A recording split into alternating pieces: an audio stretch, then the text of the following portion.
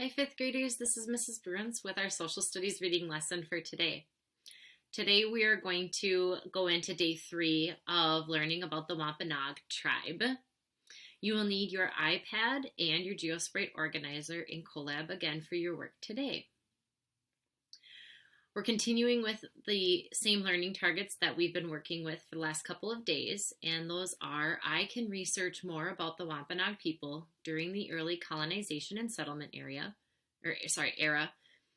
I can identify an author's perspective they bring to writing, and I can add new learning to my GeoSprite organizer in Colab. Yesterday we saw a video from the perspective of a person who is a descendant from the Wampanoag Tribe, and we looked at and just thought about how his perspective and his story was told through the eyes of the Wampanoag people. Then we also used Pebble Go Next as a resource to access more information and add more new learnings to our GeoSprite board on Colab. So today we're going to look at another resource together, and we're going to read some of this book together, and we're going to really be thinking about a few questions as we read. So as we're reading this text, some things that we want to be thinking about are just what are our overall noticings of this book or of this text? Thinking about our moods and our perspectives, how we are interpreting this information as we're hearing it and reading it. How are the Wampanoag people perceived in this story? As you are reading and hearing this story, how are you picturing and perceiving them? And how are English settlers perceived in this story as you are reading and listening? What are some words from the text that support your thinking? Let's check it out. So this is a story about the Wampanoag Tribe, and on the left is a map of Massachusetts and similar highlighted area to show where the Wampanoag Tribe says. This map shows where the Wampanoag lived before Europeans arrived and where the Wampanoag live today. So we're going to get started. Chapter 1, A Place in History. The Wampanoag lived in what are today Rhode Island and eastern Massachusetts. According to their tradition, they have been there since the dawn of time. Scientists believe the Wampanoag arrived sometime after the last ice age.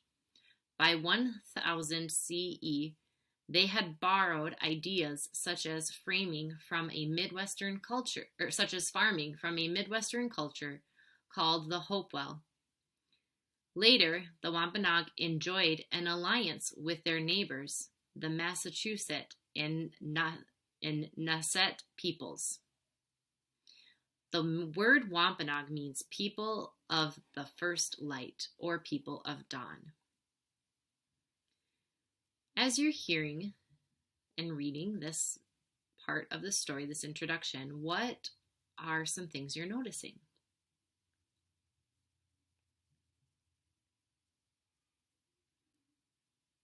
What is your perception, or how are the Wampanoag people described in this passage? What are some words that support that?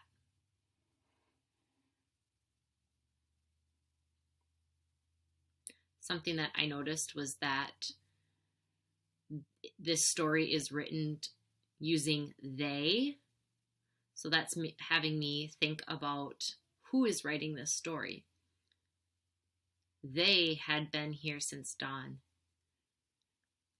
They had borrowed ideas. Even that word borrowed ideas, thinking that they, this group of people, took ideas from others.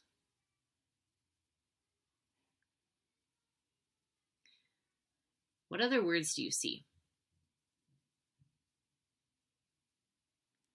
Here it says, later the Wampanoag enjoyed an alliance with their neighbors.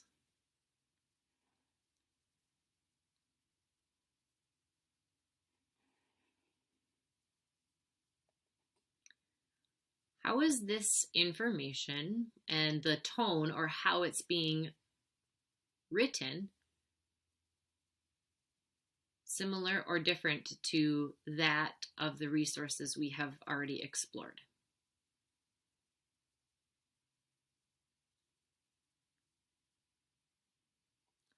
Let's read a little bit more. Strangers off the coast. In 1524, the Wampanoag made contact with Europeans who had traveled across the Atlantic Ocean. Giovanni de Verrazzano, an Italian explorer working for France, sailed his ship Dolphin into a bay in present-day Rhode Island. From there, he traded goods with local Wampanoag. Fishing boats and traders soon followed Verrazzano's lead. One type of goods Europeans wanted was slaves. They kidnapped Wampanoag and enslaved them to work in Europe.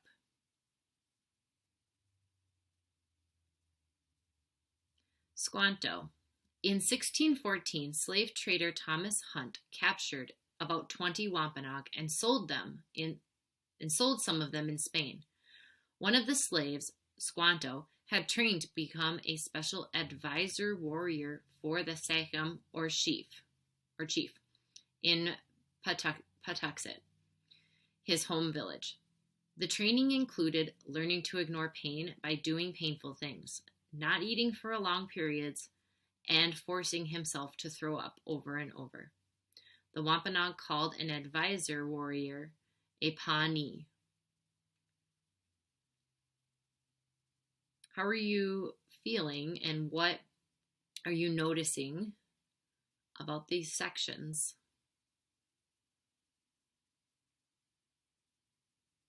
How are the European settlers perceived and how are the Wampanoag people perceived in this part of the story? And what are some words that support your thinking?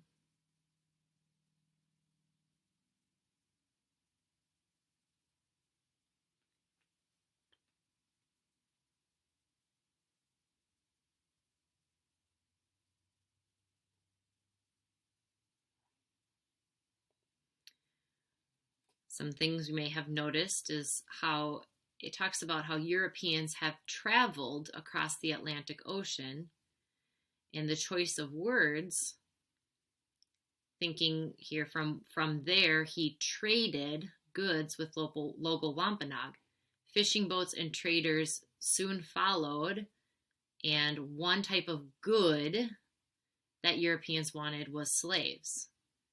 So they talked about kidnapping Wampanoag and enslaving them to work in Europe. However, labeling as a good gives that tone a little bit of a different perspective than the tone that we heard from the video the day before.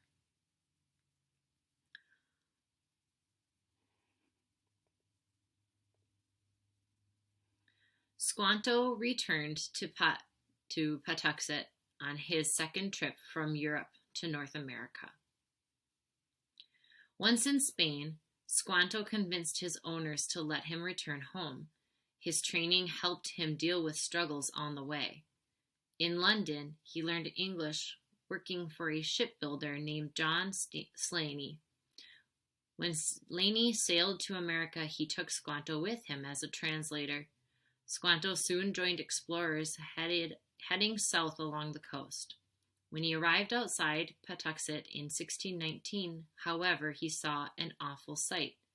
His people were gone. Death among the Wampanoag. In 1616, an epidemic had struck native peoples along the coast.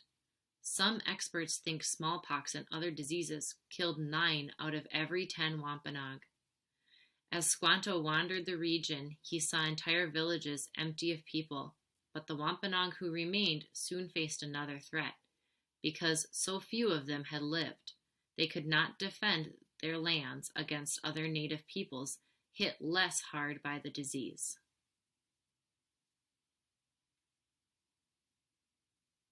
How is this part of the story told differently than what we have experienced and what we have learned, what are some words that stick out?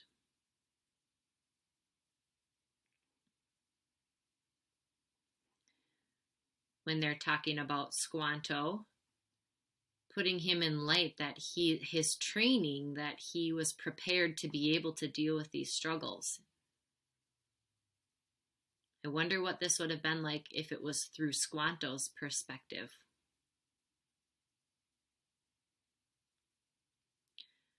Then talking about an epidemic had struck the native peoples.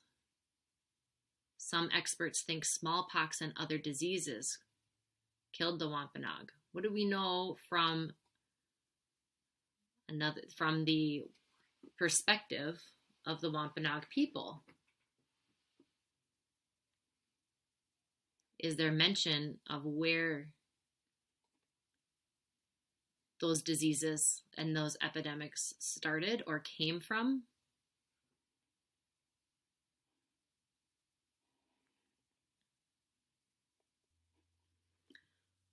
So as we just read that first chapter, overall, what did you notice about the text?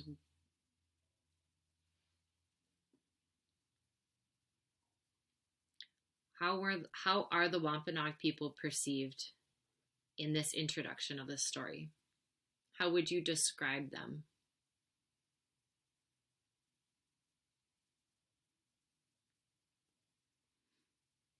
They were perceived as people who took ideas from others, borrowed ideas. They were perceived as people who, for Squanto's sake, were trained to be strong and able to overcome unthinkable struggles, physically, mentally, emotionally. When mentioning of the epidemic, they were people who suffered and died from smallpox. How were the English settlers perceived in this reading? Here they were perceived as travelers coming across the Atlantic Ocean who were here to trade goods,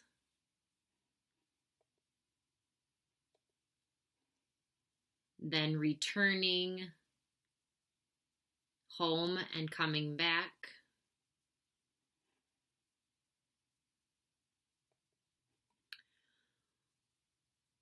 So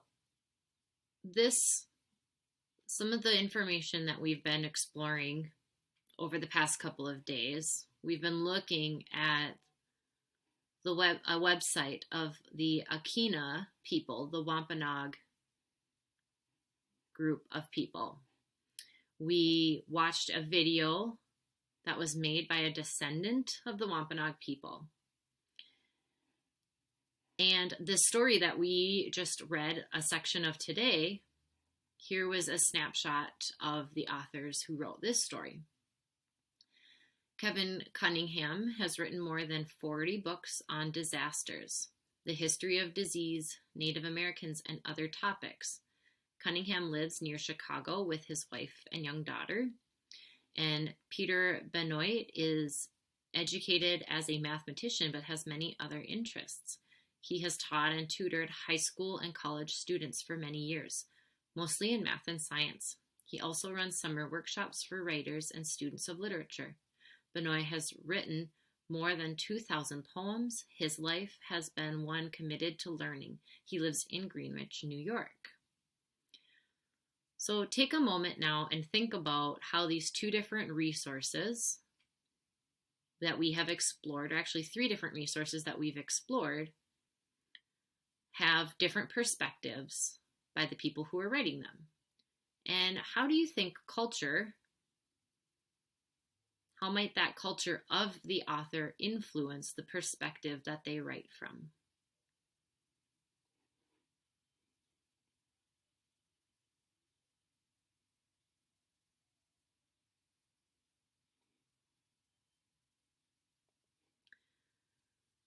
So how might having some additional background information on an author help you as a reader?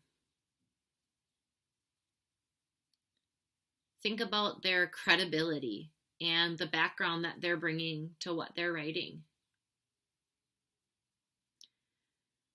What can you do to consider different perspectives? And how does this relate to your life?